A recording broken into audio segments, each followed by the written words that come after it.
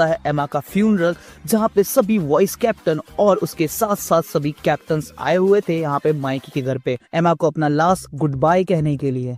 और इसके बाद हम ड्रैगन को देख पाते हैं जो कि एमा के दादाजी के पास आता है और छुप के बोलता है, आई एम सॉरी दादाजी, मैं एमा से बहुत प्यार करता था और मुझे माफ कर दीजिएगा क्योंकि मैं एमा की रक्षा यहाँ पे नहीं कर पाया।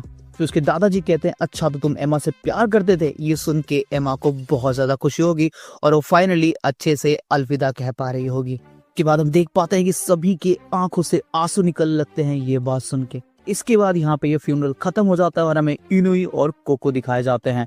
दोनों ही एक दूसरे को हाय हेलो करते हैं और कोको यहाँ पे कहता है कि आगे से मैं तुम्हारी हेल्प नहीं कर पाऊंगा, तुम्हें खुद अपना रास्ता चुनना होगा क्योंकि अब मैं यहाँ से अपना रास्ता चुनने वाला हूँ। और हाँ, इसके बाद में तुम्हें और सपोर्ट नहीं कर पाऊंगा तो और किसी गलत रास्ते पे मत चले जाना। अब मैं यहाँ से चलता हूँ क्योंकि मुझे और भी काम है। के बाद इनुई भी उसे जाते जाते रिप्लाई करता है कि शुक्रिया जो भी तुमने मेरे लिए यहाँ पे किया। इसके बाद हमें काकुचो के पास ले जाया जाता है जो कि हॉस्पिटल से डिस्चार्ज हो चुका था। हाँ बिल्कुल, वो सरवाइव कर चुका था और काकुचो यहाँ पे सभी इजाना के साथ बिताए हुए अपने बचपन के पल याद कर रहा था।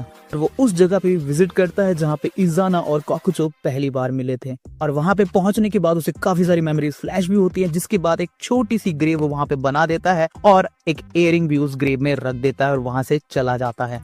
के बाद हमें कोर्ट का फैसला भी दिखाया जाता है जहाँ पे एमा और उसके साथ साथ इजाना के मर्डर के लिए चार्ज किया जाता है यहाँ पे किसेकी को और उसके साथ साथ हानमा को।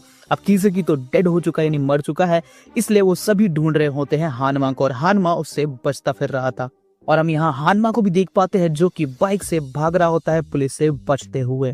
माइकी यहाँ पे समुद्र के पास बैठ के कुछ तो सोच रहा था और वो यहाँ पे कहता है, फाइनली मैंने यहाँ पे डिसाइड कर लिया है कि मुझे क्या करना है। यहाँ पे हम देख पाते हैं चिफुयु और ताकामिची को जो कि नदी के किनारे बैठे हुए थे और पत्थर थ्रो कर रहे थे पानी के अंदर।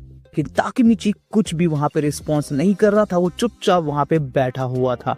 तो चिफुयु उससे कहता है कि हाँ मैं जानता हूँ कि एमा मर चुकी है और उसके साथ साथ इजाना भी मर चुका है, जिसका कि तुम्हें अभी बहुत बुरा लग रहा है। और वो यहाँ पे ये भी कहता है कि किसी कोई भी टाइम ट्रेवलर नहीं था, यानी कि वो टाइम ट्रेवल नहीं कर सकता था, फिर भी उसने अपने दिमाग से इतने सारे प्लान्स बनाए, इतने सारे लोगों को मारा और यहाँ तक कि वो यहाँ पे टॉप पे भी पहुंच चुका था अपनी गैंग में। वो इतना वीक था फिर भी उसने सिर्फ अपने दिमाग का यूज करके ऐसी टॉप पोजीशन को हासिल किया। और वो ये भी कहता है कि वो सिर्फ अपने दिमाग का यूज करके यहाँ तक आया था, काफी कमाल का बंदा था। चिफुयु उसकी बातें सुन के काफी ज्यादा हैरान था और वो उसको रिप्लाई भी करता है कि ताकामिची किसाकी यही डिजर्व करता था, वो बिल्कुल भी अच्छा लड़का नहीं था और जो भी हुआ हम उसे चेंज नहीं कर सकते हैं, वो यही डिजर्व करता था।